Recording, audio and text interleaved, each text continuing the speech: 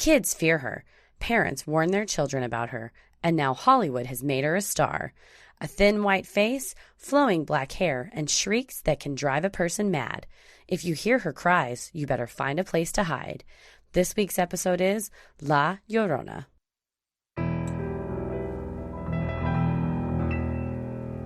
A bump in the night, your heart fills with dread. Probably a murderer who wants you dead. It could be a ghost, a demon, or worse. Perhaps you're the victim of a witch's curse. It's hopeless, you're doomed. You'd call a priest if you could. You'd rather just listen to who? Sinisterhood.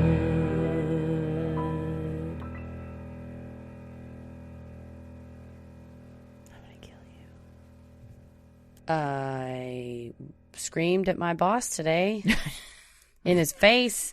He popped around the corner to say hi to me, and I went, "Wah!" And he said, "What's wrong with you?" And I said, "Nothing, sir," because I did not want to say I was jumpy from watching the movie The Curse of La Llorona. Oh, yeah, you screamed a lot last night. Okay. You did. My question was, if we'd been at Alamo, would you have still screamed? I would have probably had to stuff my hoodie in my mouth. Okay. So maybe next time we just always act like we're at Alamo. Here's the fun part about me screaming a lot at AMC Mesquite 30.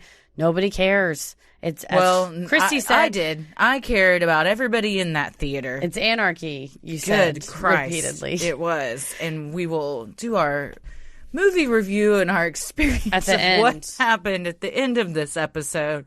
And if you follow us on Instagram, you saw our immediate follow-up reaction videos, which I rewatched today and laughed very hard at how mad you were. Ridiculous it was. You were so mad. Yes.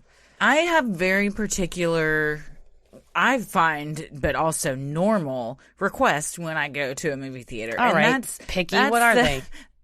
Everyone respects the space and is quiet and doesn't make a lot of noise with shuffling around in their seats. Or, my God, those drink cup holders last night. People kept trying to put their drinks in the drink cup holders. Slam. It was just, whoever designed that theater is an idiot. But then everyone that was in the theater were much even bigger idiots. Just act like a normal fucking person. If you want to act like an idiot, stay at home and wait for it to come on Netflix. True. Get it at Redbox. It was a free-for-all. People were sitting anywhere they wanted to. They were openly. So many people scrolling Facebook, going openly up to other people saying, "I think you're in my seat." It's an assigned seat theater. I don't think most people knew that. God. It was wild. We'll get even more into it at the end of this episode. I have the napkins upon which I wrote down funny things that happened either in the movie or that Christy said. So I'll read those at the end of the episode. Yes. Well, I'm Christy. I'm Heather. And we are going to be talking about the legend of La Llorona.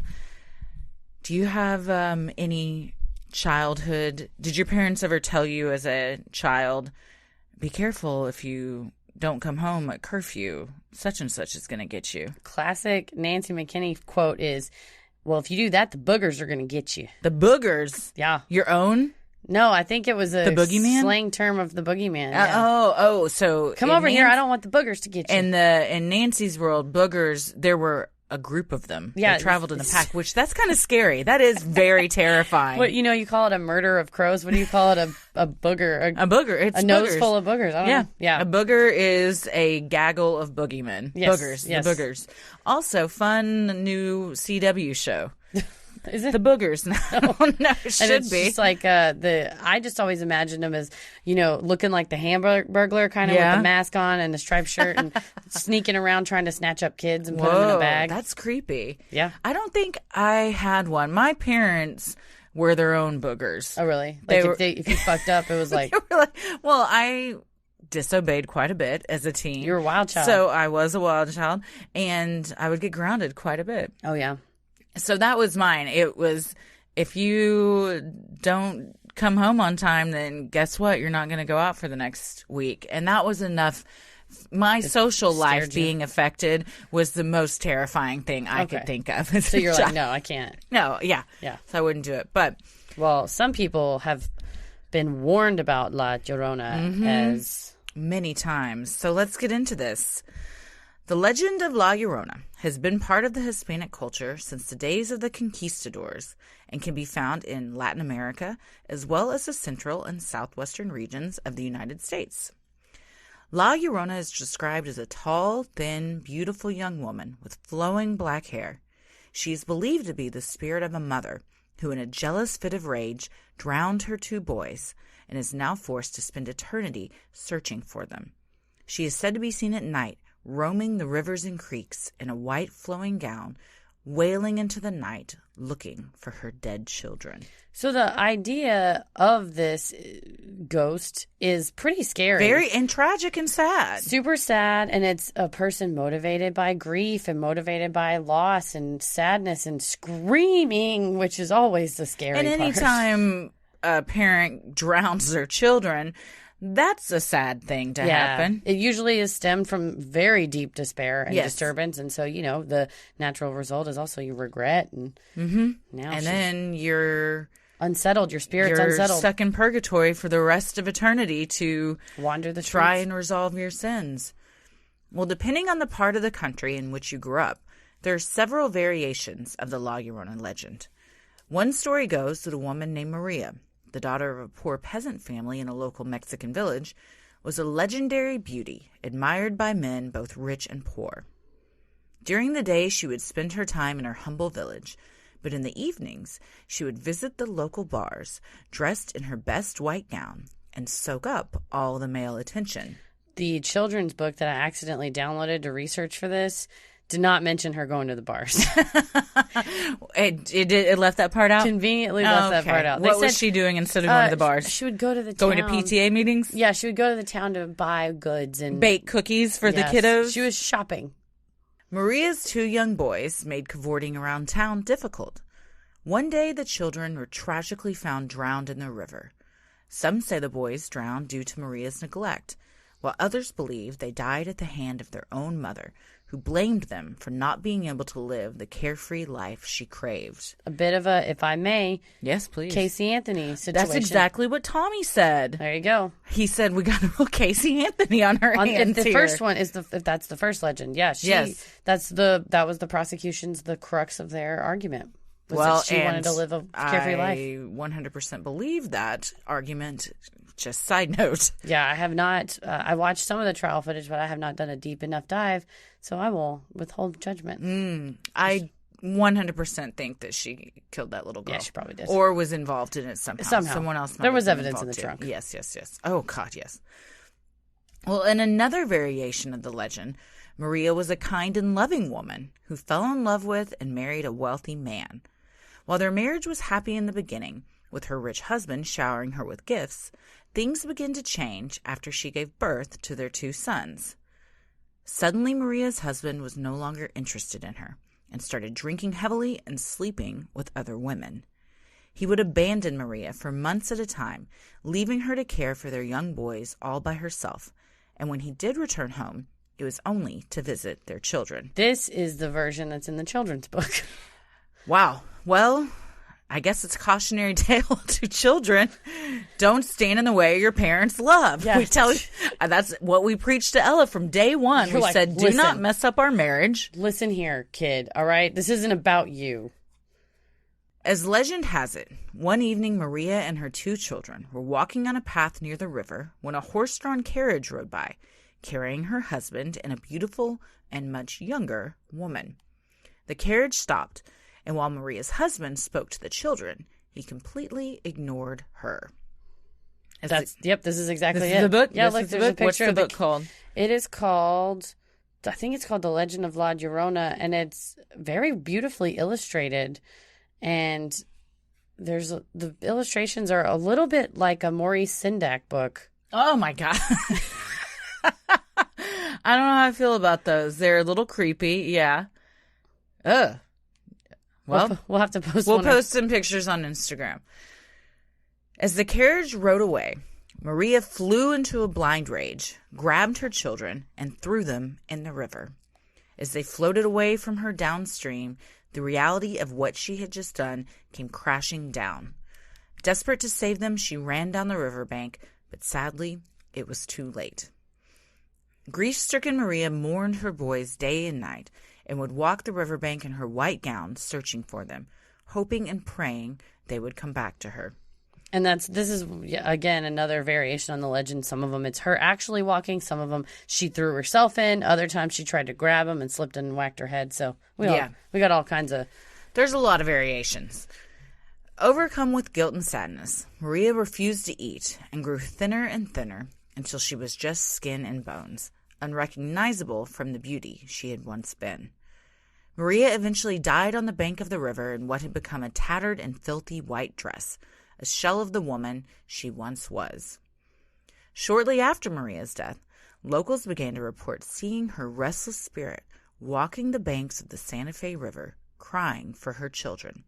She was then no longer known as Maria, but as La Llorona, the weeping woman. My question is the answer is yes. Is this a sexist, misogynistic story where a woman, her only worth is being married and being considered hot by her husband? What she considered to be her only worth because society deems it such. But I'm saying, if this is folklore, it's pretty misogynistic in that it's trying to force feed this idea in your head that, man, if your husband cheats on you, or maybe it's a cautionary tale and you shouldn't wrap yourself up in how you look and another man, and that she's damned for all eternity for throwing her kids in the river, that if the same thing happens to you, you got to Lizzo it, man. When he don't want you anymore, you walk your fine ass out the door. So that maybe this hair toss, check your nails. That's right. Yes, that's what this is it's a cautionary tale, and we've all seen it as mind your parents or La Llorona is going to come and kill you.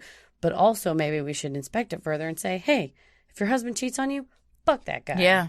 Yeah. And the dick will drag you down, you were gone. Definitely don't drown your kids over it. I think nobody would. And it offends me that they think so little of women. Well, I think a lot of folklores are rooted in misogynist, sexist beliefs. Yeah, probably.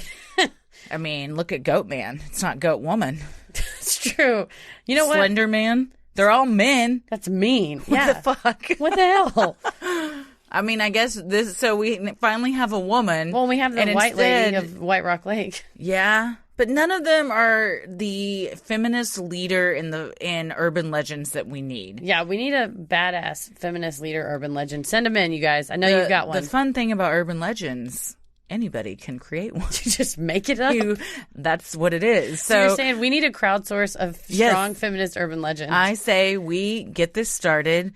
And probably by like 2030, it'll be told to children around the Metroplex? Yes. Okay. Yeah, I'm interested to hear.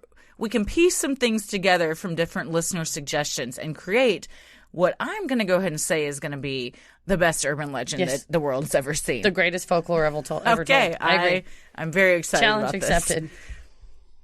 Well, a La Llorona legend from Tucson tells of a widow who lost her young son as he played near a flooded river. Grief-stricken, she goes from house to house looking for a replacement. Residents claim to have seen fingerprints or even claw marks on windows and window screens where she tried getting in to snatch their children. Likewise, children were told to be quiet, as their cries may attract her to the house. Well, that's just making sure that your kids don't yell. Exactly. You're like, Everybody Loves Raymond is on. La Llorona's going to come get you if you don't shut up. Everybody shut up. Also, I wonder, you'd think there really are claw marks. It could be a bobcat. Who's to say?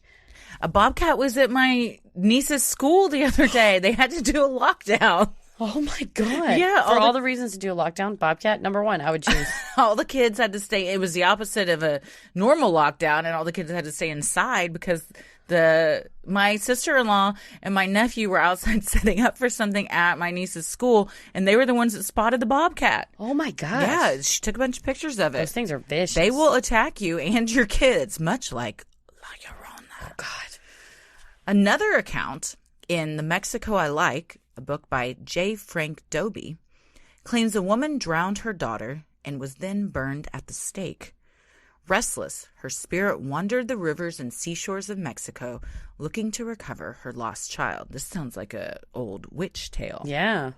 The woman's spirit was attracted to death, and those who attended funerals and public hangings could supposedly feel her icy breath on their neck. When spotted, she is again wearing a white dress with long black hair, weeping and with arms outstretched, as if she is carrying a little one. They just hang out at public hangings. They just would go. That was the thing people did a lot. In the Wild West. Would you have gone? Oh, yeah. I'm disgusting. I don't want to see that. I can't. I mean, I don't want to watch it on the internet, so I definitely don't want to see it live. I don't want to watch it on the internet, but now that But you would go see it live. You're telling me if it's 1887 and if Netflix doesn't exist and I got nothing else to do. If it's 1887 and people are getting hanged left and right, maybe. I'm saying if in today's... Oh, God, no. Okay. I'd be horrified. Okay. The days of... Oh, God, I'm so sorry. We were talking about two different things. I thought you were saying I am a prairie woman of the... A mud person, if you will. Yes, I'm a American mud person as opposed to my 1600s British. This is Heather throughout the ages. The 1600s British mud person. I'm now a prairie mud person. Yes, I have a wagon and I entertain. You're doing well for yourself. Gentlemen in my saloon. Nice. I think I would definitely have been a lady of the night had I lived back then. I think they would. I think they had the most fun. Yeah. Ooh, you could have owned the saloon. And I would have been the girl that would have banged the guys upstairs. There you go. And I would host the public hanging after parties. Oh, that's nice. Now, speaking in today's time, hell no. None of that is going to happen. I don't think anyone should be executed. I agree. Period. Full stop. Much less if we get to the idiocracy part in our lives where we are executing people on cable television. Stop. I mean, we've gone too far. I still would like for you to own a saloon, though. I do. That's my dream. To own a saloon? I would like to own a speakeasy. Oh. You think that it's a bookstore. That's fun. And then it's a special kind of bookstore. What if it I'm not was... going to say because I don't want anyone to steal my idea. It's very good. What if it really was a bookstore? No, yeah, you can buy books at the front, too. So in this bookstore, do you remove a certain book and a wall? You have to come in and ask for a book. Open? And then the person at the counter will let you back. Do you already know what the book is? It's going to change every week. You know, there's something like this in Deep Ellum. It's a candy store. Oh, yeah, and there's High and Tight. Fucking stupid. There's also a speakeasy in the Statler. There's a couple of speakeasies. Yeah, there's also, well, it's no longer really a speakeasy, but the one across from Southside and Lamar. It used to be. I can't think of the name of it. Is it a police station that you're talking about? That's across from Southside Lamar. It's not a police station, Heather. It's actually a speakeasy. You go in, you say, I'm not guilty, and then they let you into the bar that they have in the back in their holding cell. Yeah, it's a secret cop bar. It's really cool. It's called the Drunk Tank. Nice, yes. I would be into that. Well, some suggest that La Llorona is the infamous Doña Maria, who cooperated with the conquistador Cortez and was doomed to wander the streets, regretting her sins. Doña Maria, or La Malinche, was an indigenous woman from the Mexican Gulf Coast who played a major role in assisting Cortez and the Spanish in conquering the Aztec Empire. Initially given as a slave to Cortez in 1519, she later acted as a translator, advisor, and liaison for him. And they ended up having a baby together.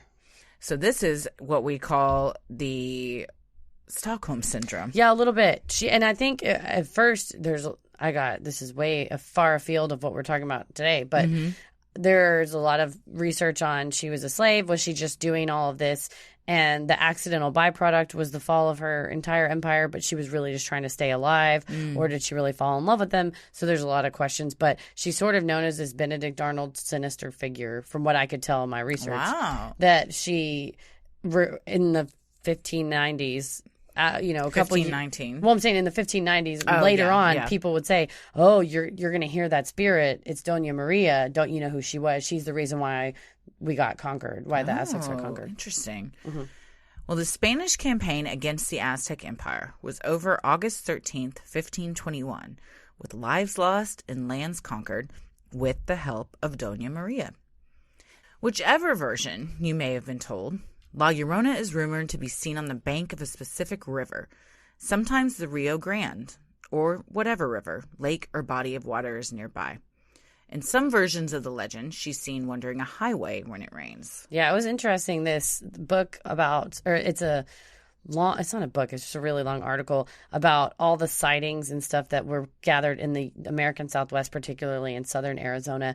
And it was some people swear that they saw her on this highway. Some people swear that they saw her by this one specific river only. Other people said, well, my parents said that she can go anywhere. So I think it's the classic. That's when you lose the effectiveness of an urban legend. Versus saying this is a haunted hotel. You're like, Yeah. it could be a ghost anywhere. Yeah. It's when it gets too, no pun intended, watered down. All right. When it can be anywhere, because then it's not the thrilling, exciting stuff of, oh, you're by the creek where it could have happened, Yeah. and now we're going to see a sighting. It's just, if you fuck up and you're a kid, anywhere you are, she might come and get you. Well, and I mean, that may be the point of folklore as opposed to a legend or like urban legend, a haunting of a place, that it's meant to be ubiquitous and it's meant to follow you around wherever you go. Well, the degree of La Llorona's brutality varies with the legend that is being told. Some say she kills indiscriminately, and no man, woman, or child that is unfortunate enough to get close to her is safe. Others say she is only interested in killing children and is always looking for unsuspecting boys and girls to drag kicking and screaming to their watery grave. That's so scary to think about getting... I told you, I've said many times, one of my biggest fears as a kid was being kidnapped. Yeah. I had I don't know if it was irrational, but I had a strong fear that I was going to be kidnapped. I was the same age as Amber Hagerman when she got kidnapped, and that's a famous unsolved North Texas mystery. That's the reason we have the Amber Alert. It's true, and I just thought, oh, it's going to happen. And wouldn't it be worse if it was a ghost? Would it be worse or would it be... I think for me it would be better, because I feel like you can reason with a ghost more than you can an actual living person. That's true. The type of person that would kidnap a kid, at least. Yeah. Well, there's been several sightings of La Llorona. Patrico Lugan claims that when he was a boy, he and his family were sitting near the creek between Mora and Guadalupita, New Mexico, when they saw a tall, thin woman walking along the creek and then appear to float on the water. The family watched as the woman began to walk up the hill towards them and then suddenly vanished. Moments later, she reappeared, this time much closer to Patrico and his terrified family. After the ghostly woman disappeared again, the family searched for any signs of footprints. Unable to find any, they had no doubt in their minds that they had just seen La Llorona. Do you think it was really her? No, I don't believe any of this. All right. What if it was truly a woman, and then it looked like she was walking on the water because she was actually walking on a mirage, where it's the heat thing. Yes, like I the was just mirage. about to compare this to the Marfa lights when that family was out and It's said, a ghost. well, it's not headlights and it's not a campfire. It must be a ghost. It's a very quick jump from something, a rational explanation to, well, it's got to be La Llorona. I mean, Can't be anything else. If you're out in the creek in New Mexico, where she's frequently seen in the southwestern United States, I think a your lot mind of may these jump to stories get passed down in a family over generation, and it becomes their own family's urban legend as well. Yeah, did you have a family folklore? No. Of like, Uncle Blank always does blank. No, not that I can think Like, of. you remember that time? Do you have one? Well, we had an aunt and uncle. I never met him. It was my grandmother's brother and his wife named George and Sorelda. And every Thanksgiving, they died way before I was born. But to this day, everyone always mentions how at Thanksgiving that they would bring, I believe, and my mom's going to correct me because this isn't right, a head of lettuce and a can of tomatoes to Thanksgiving as their offering. Yeah. That's not what we do. I mean, we all bring a side dish or a turkey or something or gravy, but that they were, I guess, lazy or they were late all the time, but that it was just this well-known thing that you're going to be like them and you're going to bring this. And I've always wondered if that happened one time, maybe they were running late and it was an accident, but then it somehow morphs into they always did. They always brought that. Yeah. In that case, I thought you were thinking of something more scarier. Oh, no. I mean, I'm always late, so I'm probably an urban legend within our family. She'll show up 15 minutes after she My was brother supposed to. once famously said she is never going to know when she's pregnant. Because I am always late. Killer burn. Yeah, it's a pretty good one. Did you ever figure out if you were pregnant? No, I still don't know. A baby We came have out. a baby, but is that how you know? I don't know. It's confusing. I don't know. It's very confusing. Yeah. Another sighting of La Llorona comes from Epifanio Garcia, a young boy who was known as a bit of a troublemaker. Same. I can relate to this. And would often talk back to his parents. Also same. Oh my God, never. My dad would say, I will mash your mouth. Don't know what that meant. He never did it. I was just the threat was enough. One day after a particularly heated argument, Epifanio and his two brothers decided to leave their parents' ranch in Ojo de la Vaca and make their way to Villarreal de Santa Fe.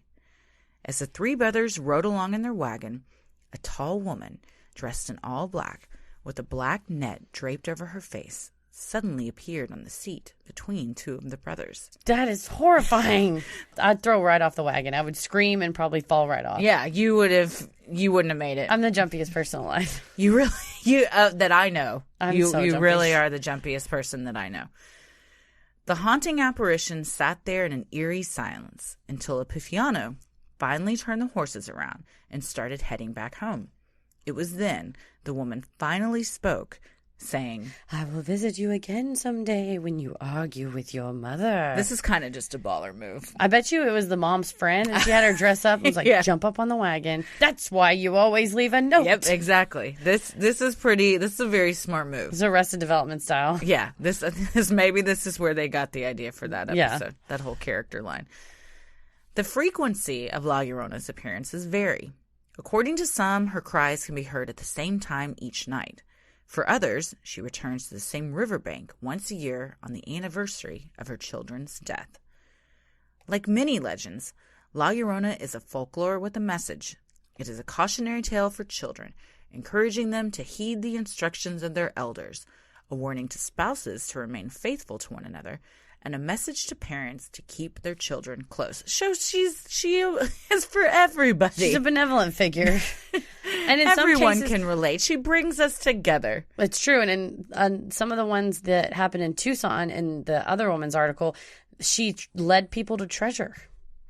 So again, And I always wonder, what's her real story? Maybe it was a different ghost. I feel like A lot of you women- gotta pick the strongest story, And, stick and to then it. you sell that one. Because the more variations you get, then you're stepping into other ghost territory, and then you're kind of shitting on them because they're not getting the ghost credit they deserve. That's what I'm saying. For making an appearance. The treasure leading ghost maybe wasn't La Llorona, and it was some other ghost, and La Llorona is getting credit for doing a nice That's thing. what I'm saying. Keep Or who knows, Keep the maybe ghosts in their own lane. She's a deep and multifaceted character, and we're trying to pigeonhole her. Maybe that's what it is. Well, the legend of La Llorona has inspired and influenced several movies over the years, including the Mexican films La Llorona in 1933 and The Curse of La Llorona in 1963, 2013's Mama, and the most recent 2019 film The Curse of La Llorona, starring Linda Cardellini. Did you ever see Mama? I don't think I saw I did Mama. not. It's the only one of these. Well, I don't know about the only one, but the directors were, one was from Argentina and the other was No, I don't think Guillermo del Toro. Oh, he's so scary. He's Well, fantastic. I mean, his movies are scary. Pan's Labyrinth. Have you seen Pan's No, Labyrinth? it's too scary. The trailer made me scared. For someone that hates scary stuff, you do a true crime paranormal podcast. Doesn't make any sense. I get it. And I also have lots of nightmares. After we saw that movie, I watched The Office all night. It had, But it didn't scare you, did it? I kept having to tell myself, you don't have any children. She doesn't want to do anything with you. That didn't mean I She'll wasn't. take Christie's. If she's going to come after anybody, Yes. it's going to be Christie. She has a daughter. I'll be like, I'm sure there are some kids on this block.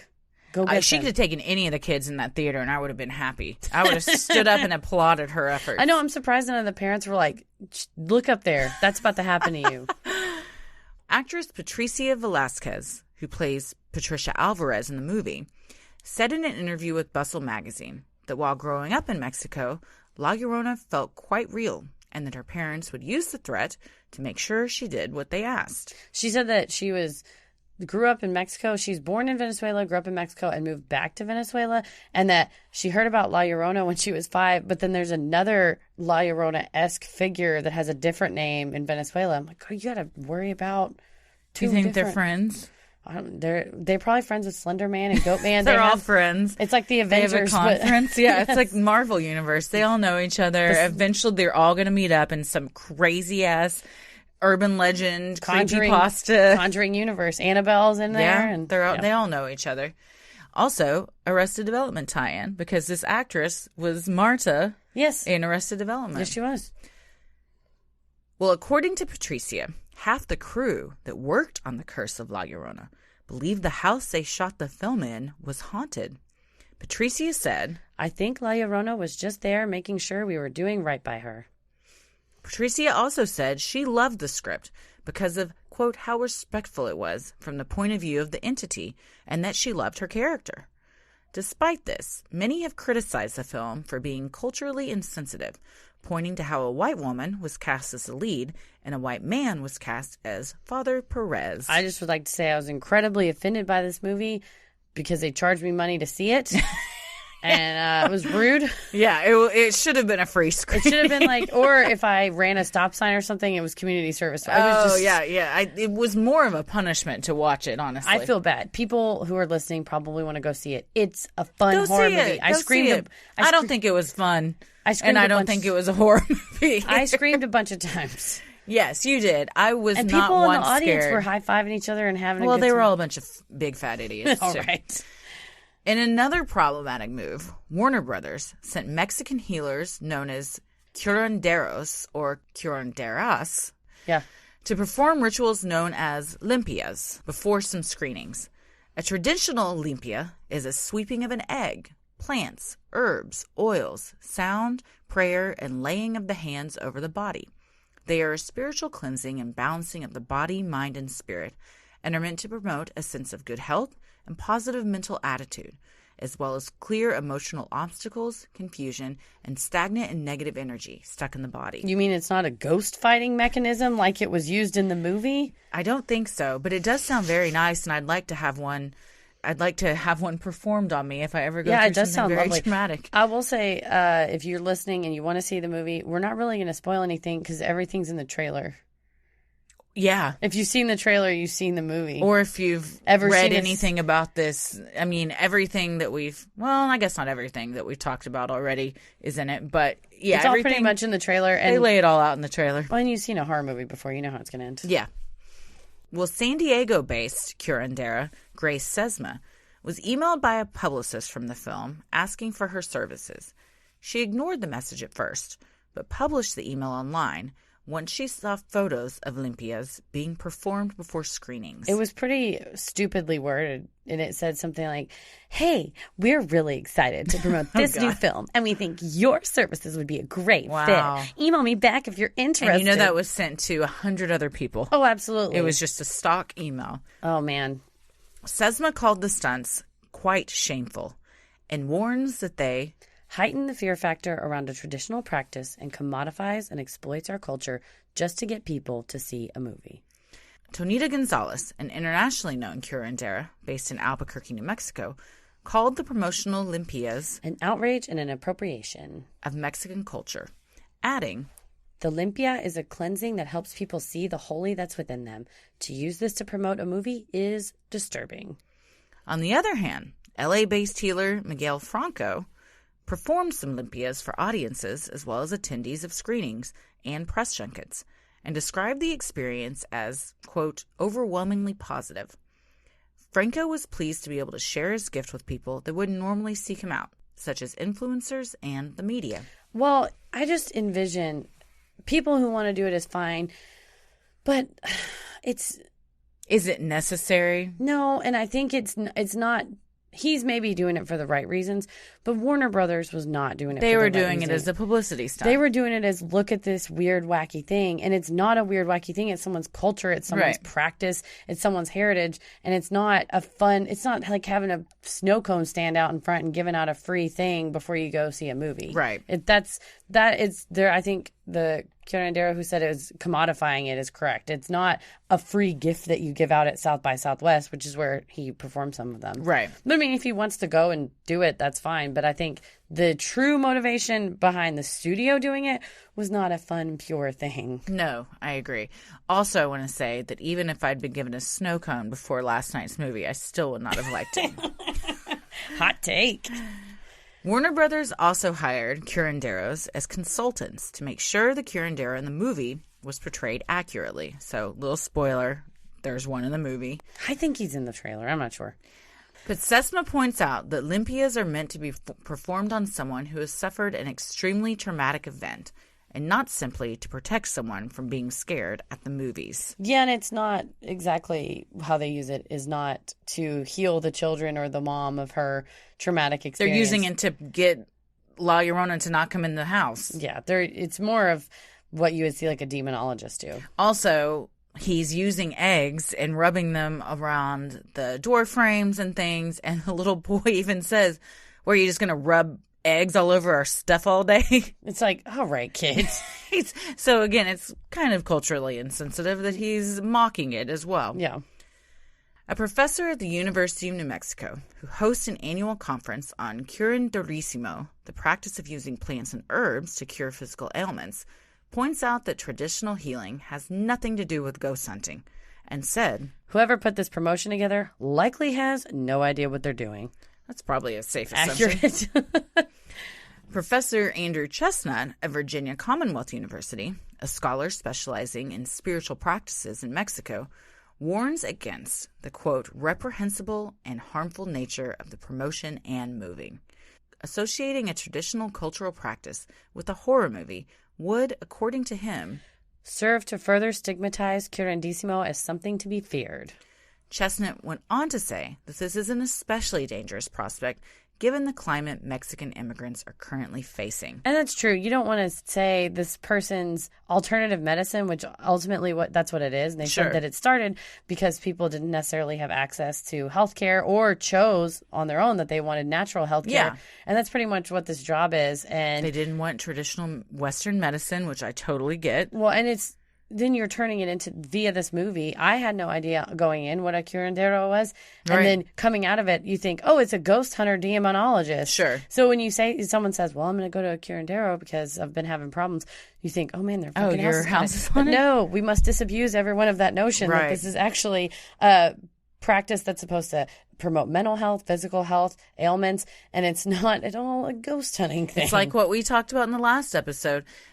Everyone just kind of believes what the media tells them. Yes. And unless you were to look into it, which I never would have looked into that had I not been doing a podcast about it. Yeah. So I would have assumed that that's what that was, what Yeah. they showed me in the movie. You always think, well, I mean, they're not going to lie to me. It's Warner Do Brothers. your due diligence. The media lies constantly, sheeple. It's true. Now, don't trust anything they say. Oh, God. Nevertheless, Hispanic moviegoers made up 49% of the audience, and the film made $26.5 million in its first weekend. And some of those dollars were from Heather and I. That's right. Now we're going to get into our movie review. So that's the true, I guess, as insofar as a folklore legend is true. Sure. But the background, the different history. variations, the different legends that have got this figure to where she is today. Yes. And, oh, man. So we go and see this movie. We did. Somewhat, I've been told that I look like Linda Cardellini. That's a very nice compliment. It is. She's aged very well. She has. Hopefully I look like her when she was my age and not, she's, 50 now or whatever. But this movie, oh my goodness. I mean, my official review is sucks ass. Okay. If we're gonna be Siskel and Ebert, how they did 2 thumbs up, 2 thumbs down, I'm gonna give it 2 buttholes. Oh, God. Which is the worst review. So what I wrote early on, this is the first napkin I started writing on. We're going to summarize the plot for you. You can tell from the trailer. If you don't want spoilers, I would tune out for a minute. Yeah, shut it down. It's a mom. She's got 2 kids. She's a white lady. She was married to a Hispanic police officer. Who was killed somehow. No, they never explained. They never said if it was in the line of duty or what. You assume it is, but it's never really explained. It's also a completely unnecessary storyline for him to even be dead. That's my problem too. It didn't pay off. I wondered if the dad's ghost was going to come and help fight her. There was no. The only reason that he was dead was so in that very first scene. She also works for CPS, Child Protective Services. In that very first scene, you could feel sorry for her when her boss takes away one of her cases because she hasn't been getting to work on time because she's a single mom, a single widow trying to get her kids out the door. Yeah. It's the only reason that was even written into it in the first place. And she has one of her cases where the mom is locked in the house. So the star, Linda Cardellini, goes to the house and talks to the mom. There's candles everywhere. They can't find her kids haven't been at school, so she's going to check on the kids. And the house is a mess. And Linda Cardellini finds a locked door. They arrest the mom, and the mom says, whatever you do, don't open the door. So, of course, you're freaked out and you think it's going to be, but it ends up being the kids. They're alive and well. And the mom says, she'll get them, don't let them out, she'll get them. And then a few moments later, we're introduced to our ghost, Lagyron. Is it that quick? It's pretty quick. Because yeah, they got to it real fast. It was a lot of ghost in this movie. It was about 15 minutes of setup. And then it was... Yeah, they got to it quick. It was turned into jump scares pretty quick. That was the only trope. I mean, it was just the same trope after trope the whole movie. It was just jump scare. It got to be where I would just turn to Heather. I go, get ready. Another one's coming. Brace yourself. It didn't matter. I still screamed. Yes, every time. She did. But it was this... I mean, that's why it's not scary to me, is it's predictable and boring. After a while, it just loses its impact. It was just...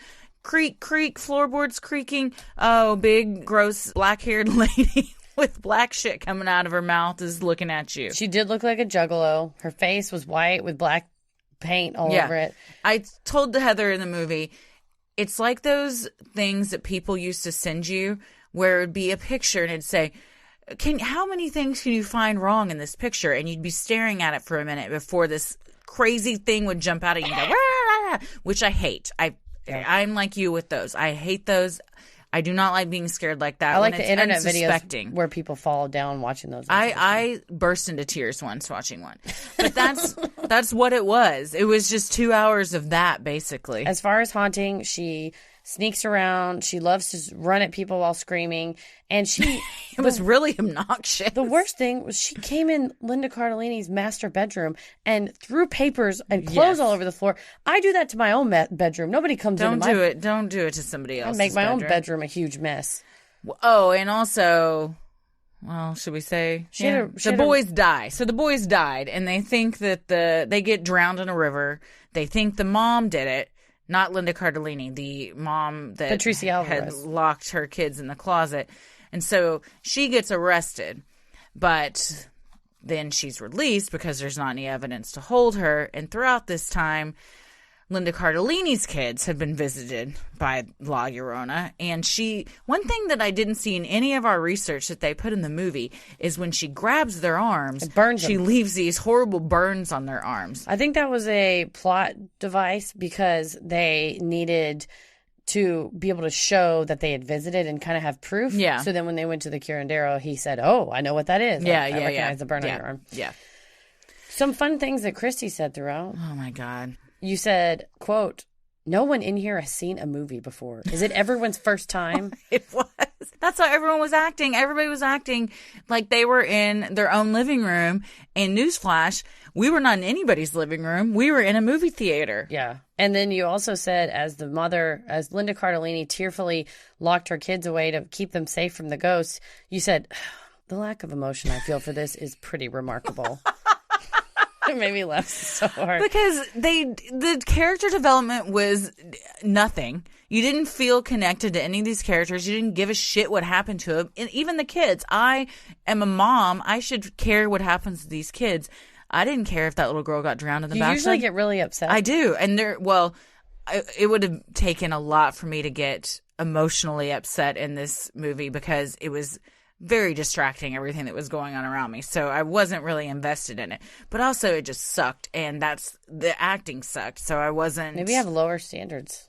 I mean, it wasn't a good movie. It wasn't like, I would love to see that again. But it was in the vein of Annabelle or these scary movies where they pop out and scare you. If you want a thrill, if you want to go on a date and you like a guy and you want to go out with him and you want to be able to grab a hold of his leg, like I accidentally did to Christy. Maybe this is the movie for you.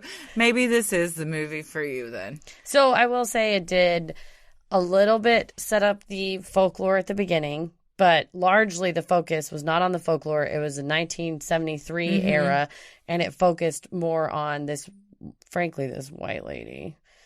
and Yeah. her kids, and how her ignorance of folklore. Her husband her dead husband was Hispanic. Oh, I'm glad. So that's where the tie-in. Yeah. But it made no sense. Yeah.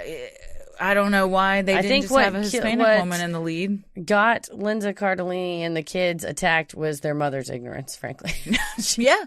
Well, and the little boy not listening to his mom to stay in the car when they True. go to visit the crime scene. Which is the irony of La Llorona. You're supposed to listen to your parents Yeah. or she'll get you, and that's exactly what happened. But the main thing that she was doing in this one was trying to replace her kids. That's Correct. the angle they went with. And this was the also that the husband cheated on her, right? Or did they didn't show that? I don't remember the husband cheating on her. On Patricia? Or Linda Cardellini? On the La Llorona and the flashback. Oh, at the beginning. yes. Because it starts off where it says, I don't remember what year it was, in Mexico. 1850 or yeah, something. or something. And so you see this flashback to her happy with her husband and the kids, and then she's drowning them in the river moments later. And it did allude to he had cheated on her. Yes. And so that was very spot on with most of the legends that you read. But It good concept, poor execution would be what I would say. I think if someone else had got a hold of this and written it and directed it, it could have been really good. well, and they say that I believe Ava Longoria is having a American Horror Story-esque type show that's going to come out where it will be tales of Mexican folklore. That'll be awesome. And each episode will be a different subject matter.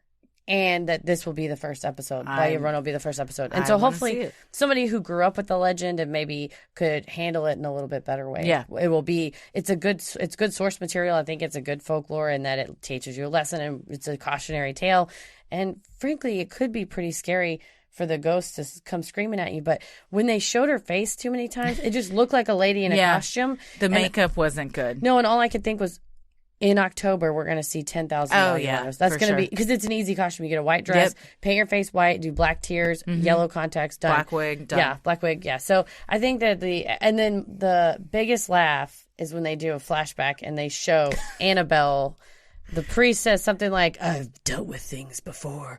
And there's just a really, the editing. It's maybe 4 seconds long, this cut to him and Annabelle. And he's carrying the doll. And the edit was just so awkward. It was very awkward. And the audience laughed out loud.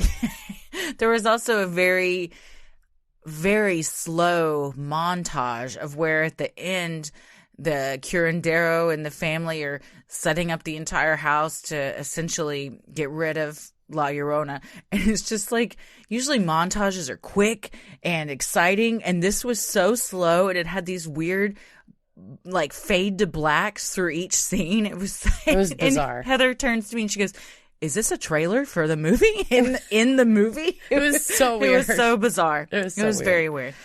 Well, that's our movie review, and we'd love to hear if you've seen it, what you think. Don't not go see it just because I didn't like it. Go and make your own assumptions. I will say I was scared of it, and I'm still scared of it.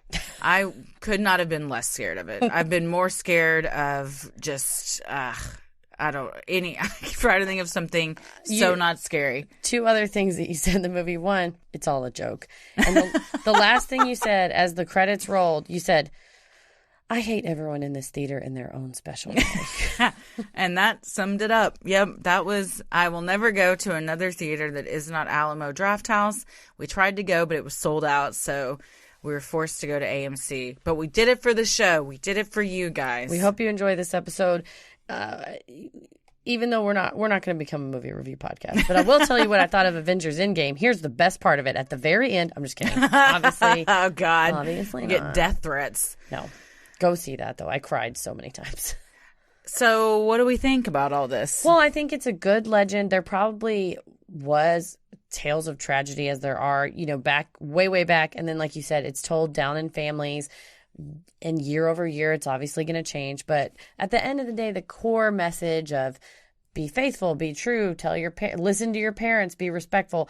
It's a much like a fable or something like that. It's A fairy tale. yes, it's a dark vessel. fairy It's a tale. dark fairy tale. It's a vessel to, instead of telling kids, oh, if you do this thing, your dreams will come true. Well, if you do this thing and respect your parents, you won't get killed by a ghost lady. So it's a great idea. I'll probably tell my kids about it.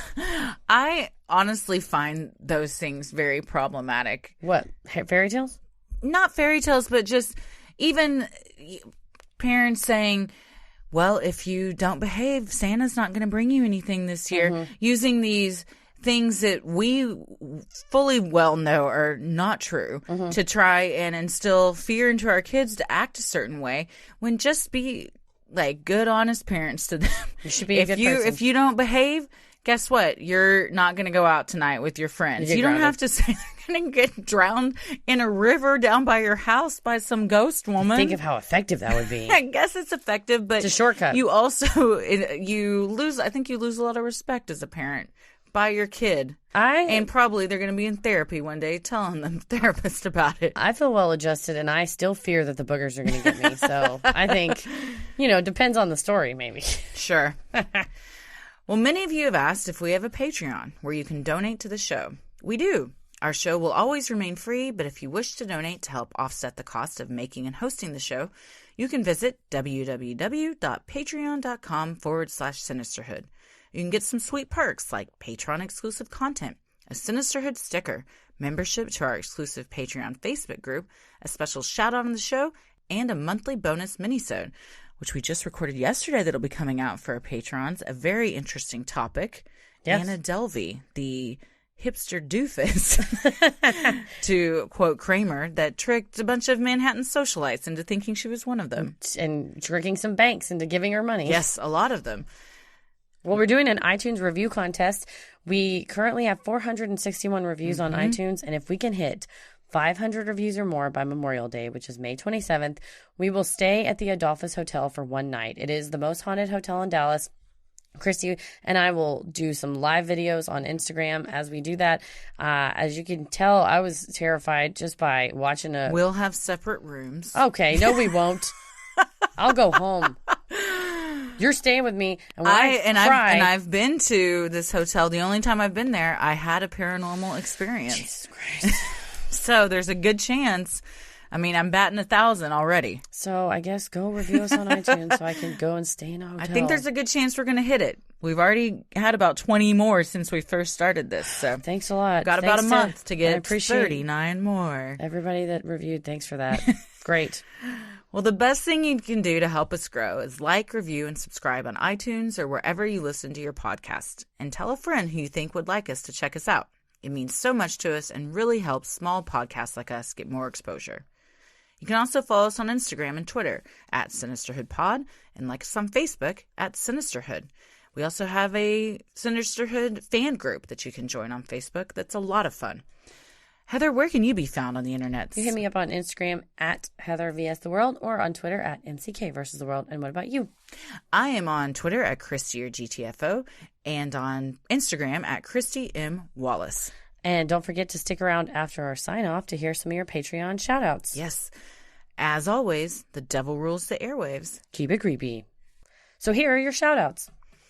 Anna Marie, Katrina Rowland, Aaron Manning, Brenda S. Mavora, Shelby Adams, Devin Ashley, Casey Ingleby, Jessica Sexton, what's up? Pam Wishbow, what's up? Bridget Bailey, Lillian, Stephanie, Cheryl D, Stephanie Vola, J-Lo.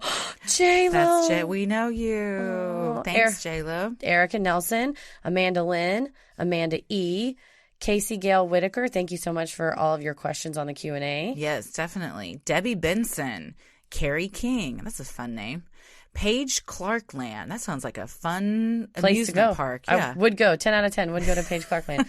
Megan Savage, Savvy Maggie, Lisette Shields, Courtney Engelman, Carolyn Norwood, Joanna West, Lori Bobiak, and the most very special shout out to my wonderful and loving mother, who's honestly the nicest person that I know, Kathy Wallace. Oh, thank you so much. And also, if you sign up for the $10 tier or up, be on the lookout for your sticker. It's going to go in the mail tomorrow. Yes, and the mini-sode will be put up in the next couple days also. Thanks again. Thank you, guys. Keep it creepy.